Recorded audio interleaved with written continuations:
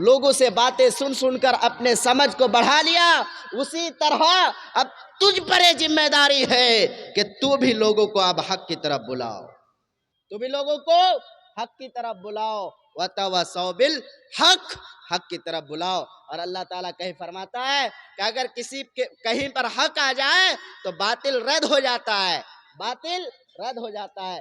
جاء الحق وزهق الباطل ان الباطل کان زہوقا، بے شک حق کیا ہے، حق آ گیا باطل مٹ گیا، اور بے شک باطل مٹنے والی ہی چیز ہے۔ تو اللہ کے نبی صلی اللہ علیہ وسلم فرماتے ہیں کہ جب تم کسی راستے میں ہو اور وہ حق ہے تو لوگوں کو اس کے طرف کیا کرو، بلاؤ۔ اور یہ فرمان اللہ تعالیٰ کا کیا ہے، وَتَوَصَّوْا بِالْحَقِّ، کہ اب تم حق کی طرف لوگوں کو دعوت دو۔ اب چوتھی چیز اس صورت پہ اللہ تعالیٰ نے کیا فرمایا، وَتَوَصَّوْا بِالصَّبْرِ۔ ہم سبھی کو معلوم ہے جب نبی اکرم صلی اللہ علیہ وسلم اس دنیا میں آئے تھے کہاں پیدا ہوئے، کہاں پیدا ہوئے، کہاں پیدا ہوئے؟ نبی صلی اللہ علیہ وسلم کی پیدائش کہاں ہوئی؟ کہاں؟ نیچے سے آواز آنی چاہیے، کہاں ہوئی؟ مکہ میں۔ جب نبی اکرم صلی اللہ علیہ وسلم اس دنیا میں آئے مکہ میں تشریف لائے، اور مکہ میں کیا ہی گناہ کے کام انجام دیے جا رہے تھے، بیٹیوں کو زندہ درگور کر دیا جاتا تھا، اگر لڑائی چلتی تھی تو 40-50 دن تک کی لڑائی چلا کرتی تھی، اور کسی کی بہن کو بہن نہ سمجھا جاتا تھا، کسی کی ماں کو ماں نہ سمجھا جاتا تھا۔ ایسا ماحول کے اندر نبی اکرم صلی اللہ علیہ وسلم آیا، اور آنے کے بعد لوگوں کو حق کی دعوت دیے، لوگوں کو حق کی طرف بلائے۔ اے لوگوں، یہ حق نہیں ہے کہ تم اپنی بیٹیوں کو زندہ درگور کر دو، زندہ ہی زمین کے اندر ڈال دو، زندہ ہی مار ڈالو، یہ حق نہیں ہے۔ نبی اکرم صلی اللہ علیہ وسلم نے جب لوگوں کو کہا ہے لوگوں یہ حق نہیں ہے، لوگوں نے نبی اکرم صلی اللہ علیہ وسلم نبی اکرم صلی اللہ علیہ وسلم پر اتنی کیا کرے، اتنے ستائے کہ نبی اکرم صلی اللہ علیہ وسلم کے جسم لہو لہان ہو جایا کرتے، اتنی مصیبت آتی تھی کہ نبی اکرم صلی اللہ علیہ وسلم کے جسم سے، باڈی سے بلڈ نکالا کرتے، کیا کرتے تھے، نبی اکرم صلی اللہ علیہ وسلم کے جسم سے خون نکلا کرتے تھے، لیکن نبی اکرم صلی اللہ علیہ وسلم نے کیا کیا، وہاں کیا کیا، صبر کیا، کیا کیا ہے، صبر کیا۔ تو اللہ تعالیٰ نے یہی فرمایا کہ لوگوں جب تم پر حق آ جائے اور حق کے پر عمل کرنے میں اگر تم پر کوئی مصیبت آئے تو اس پر کیا کرو، وَتَوَصَّوْا بِالصَّبْرِ، لوگوں کو صبر کرنے کی تلقین کرو۔ کہ لوگوں نبی اکرم صلی اللہ علیہ وسلم جب دنیا میں آئے تھے تو اس پر بھی مصیبت آئی تھی، ان کو بھی لوگ ستائے تھے، نبی اکرم صلی اللہ علیہ وسلم نے صبر کیا اور لوگوں کے لیے دعائیں کی کہ اللہ ہماری امت کو تو ہلاک نہ کرنا، ہماری امت کو بچا لینا، یہی دعا کیا کرتے تھے۔ تو ہمیں بھی صبر کرنے کی کیا ہے، اشد ضرورت ہے، کیا ہے، ضرورت ہے۔ میرے عزیز ساتھیوں، طائف کا واقعہ آپ کو سناتا چلوں۔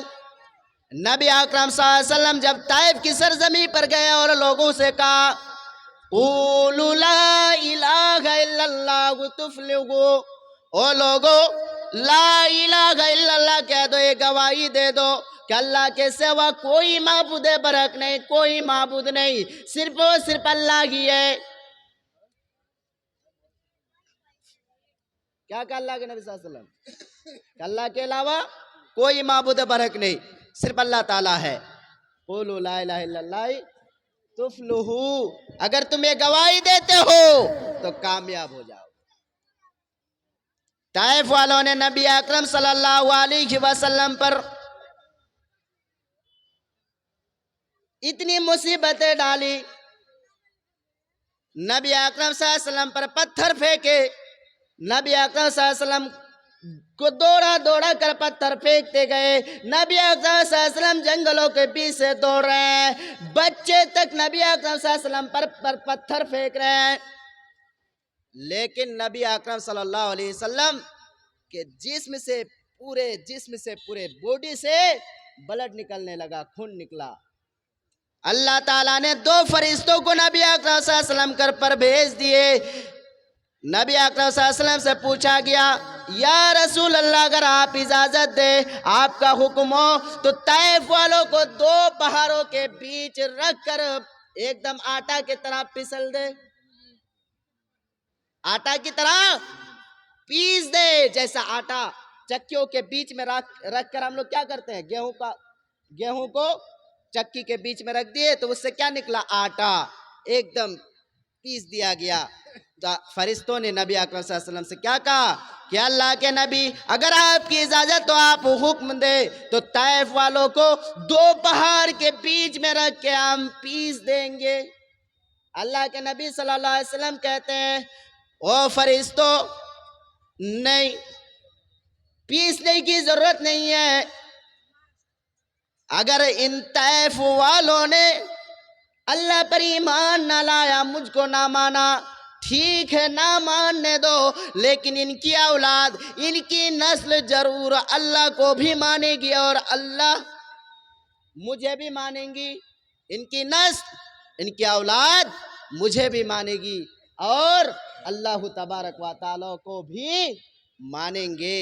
صبر کر لیے، جسم لہو لہان ہے.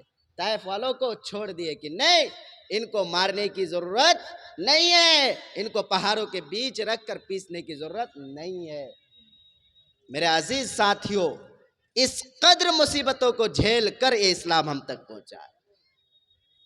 اور ہم آج کیا کر رہے ہیں، کہیں پر اسلام کی بات ہو، قرآن و حدیث کی بات ہو تو ہم اسے چھوڑ کر راستوں میں گھوم رہے ہیں. پنڈال کے نیچے آنے میں ہمیں شرم لگتا ہے. جبکہ ایمان والوں کی صفات اللہ تعالیٰ بیان کرتے ہوئے فرمایا اذا ذکر اللہ، کہ جب ان کے سامنے اللہ کی ذکر کیا جائے، اللہ تعالیٰ کا جو فرمان ہے اس کو بیان کیا جائے، وجلت قلوبہم،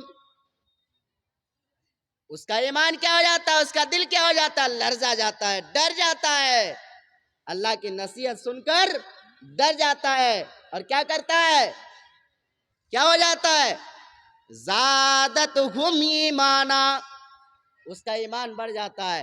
اللہ کی نصیحت اور قرآن کی جو باتیں ہیں، حدیث کی جو باتیں ہیں سن کر وہ ڈر جاتا ہے اور ڈرنے کے بعد اس کا ایمان بڑھ جاتا ہے.